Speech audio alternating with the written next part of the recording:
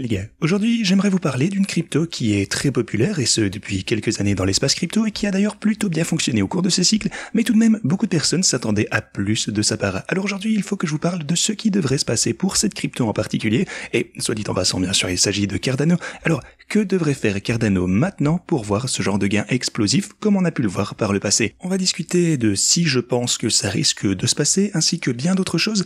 Le truc c'est que Cardano, eh bien actuellement c'est vraiment l'une de ces cryptos qui ont super bien fonctionné dans le marché haussier de 2017, mais qui a perdu un petit peu d'élan. Elle a subi évidemment une énorme rechute lors du bear market qui s'en est suivi, et puis elle s'est extrêmement bien comportée pendant le bull market de 2021 une fois encore.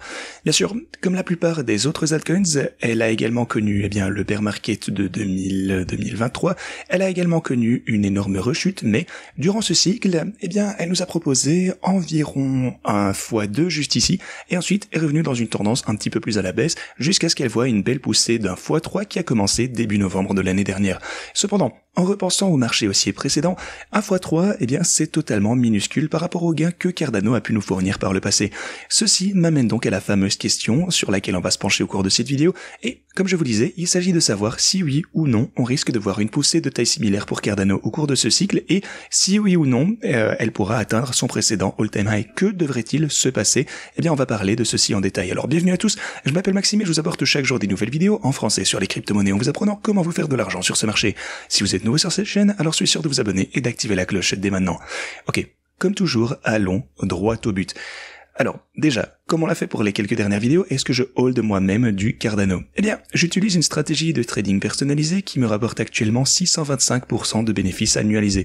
Donc, voilà, en quelque sorte, je suis exposé à Cardano, je ne hold pas de bague de token en particulier, mais je pense qu'elle va continuer à avoir des belles performances pour ces stratégies de trading qui risquent donc de faire plus de profit. Ceci étant dit, parlons rapidement d'un petit peu de contexte au sujet de Cardano. En fait, le projet a été fondé par Charles Hoskinson, qui est l'un des cofondateurs d'Ethereum.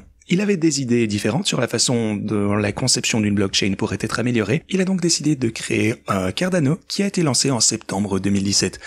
En plus du fait qu'il a été créé par des cofondateurs d'Ethereum, Cardano s'est en fait démarqué simplement parce qu'il utilise une preuve de staking. L'Ethereum n'avait pas encore réellement fait le passage aux preuves de staking à ce moment-là. Cardano fonctionnait également sur le protocole Ouroboros, nouvellement développé à l'époque, qui a été conçu sur la base des recherches évaluées par des pairs pour être extrêmement sécurisé, aligner les incitations et être économe en énergie.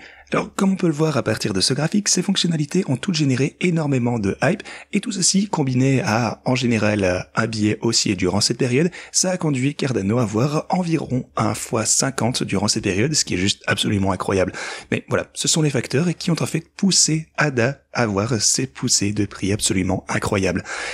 Alors, on a de nombreux produits qui sont morts durant le marché baissier de 2018 à 2019, mais Cardano, de son côté, vous pouvez le voir par ce graphe, a continué à se développer et, l'une des plus grosses fonctionnalités sur lesquelles ils ont travaillé, c'était le lancement des smart contracts pour leur blockchain. Les smart contracts, c'est ce sur quoi fonctionne tout ce qui est construit sur une blockchain. Donc, le développement de Cardano a généré d'énormes attentes au cours de toute cette période et le récit de l'arrivée prochaine des smart contracts a continué à faire grimper Cardano d'environ 80 fois au cours de 2020 jusqu'à la fin de 2021, car ici, vous pouvez le voir, c'était en plein bull market. En fait, il est intéressant de noter que le lancement des smart contracts a eu lieu en septembre 2021, alors juste ici, presque exactement, au all-time high de Cardano. Après ceci, ADA a chuté de plus de 90%. On a eu par contre une petite tendance à la hausse ici qui a été en grande partie retracée, et puis cette dernière hausse en novembre. Et ceci nous amène à là où se trouve Cardano aujourd'hui, où il est en train de se consolider. Et Cardano, dans son ensemble, est en fait dans une situation un petit peu étrange à mon avis. Je vous dis ceci parce que il est indéniable qu'il s'agit d'un des projets de premier plan des cryptos. Il fait partie d'ailleurs des 10 premières cryptos par market cap et dispose d'une communauté énorme et dévouée, mais il n'y a pas vraiment de gros récits autour de cette crypto actuellement, comme ce fut le cas lors des 2 bull market, et ça conduit souvent aux gains les plus explosifs. Alors, pour être tout à fait honnête avec vous, il est possible que Cardano ne connaisse pas réellement quoi que ce soit de similaire au type de hype énorme qu'on a pu connaître à l'époque, et qu'il puisse simplement croître progressivement et modestement au fil du temps. Mais je ne pense pas que ce soit ce que la communauté Cardano souhaite réellement voir si vous holdez cette crypto. Et j'ai en fait 2 idées sur ce qui pourrait être le prochain grand récit pour Cardano qui pourrait un petit peu relancer, la mode pour ce cycle.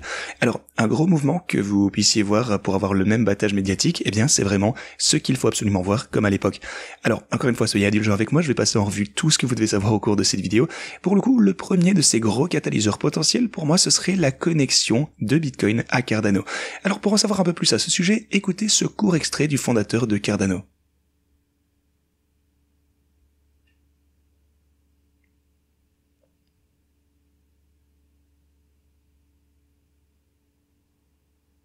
Alors, comme vous pouvez le constater par vous-même, ce qu'il dit, c'est que le Bitcoin pourra fonctionner avec Cardano et qu'ils seront effectivement prêts à montrer une démo dans laquelle Bitcoin et Cardano pourront fonctionner ensemble en 2025 lors d'une conférence de mai. D'ailleurs, la raison pour laquelle Bitcoin et Cardano fonctionnent bien ensemble, c'est qu'ils sont tous les deux basés sur des systèmes UTXO. Et d'ailleurs, l'utilisation sans confiance de Bitcoin dans la DeFi pourrait être un énorme narratif pour une croissance de Cardano, parce que, bien entendu, Bitcoin c'est la plus grosse crypto, ce qui signifie qu'il existe un énorme montant potentiel de capital qui pourrait affluer dans l'écosystème de Cardano. À l'heure actuelle, la TVL de Cardano est environ de 500 millions de dollars, mais même si seulement 1/10 de l'offre de Bitcoin venait à entrer dans l'écosystème Cardano, ça ajouterait 2 milliards de dollars en valeur totale bloquée. Alors, juste à titre d'exemple de la demande de personnes qui voudraient faire plus que simplement conserver leur Bitcoin, vous pouvez voir ici que lorsque Core a commencé à proposer le staking de Bitcoin et d'autres utilisations similaires en DeFi, il a très rapidement vu sa TVL passer de près de 0 à 1 milliard de dollars, et ce, en l'espace de moins d'une année. Et Core est en fait un projet beaucoup plus petit que Cardano. Maintenant, l'autre récit, qui est moins spécifique à Cardano, mais qui pourrait néanmoins avoir un effet extrêmement positif, c'est que Cardano est une chaîne conforme à la norme ISO 222. C'est quelque chose que je vous ai déjà expliqué plus en détail dans ma récente vidéo sur HBAR que je vous invite à voir, mais en gros, ça signifie que Cardano prend en charge la norme de messagerie utilisée par les principales institutions financières dans plus de 70 pays du monde, et ça signifie qu'il est simple pour la finance traditionnelle de s'y intégrer.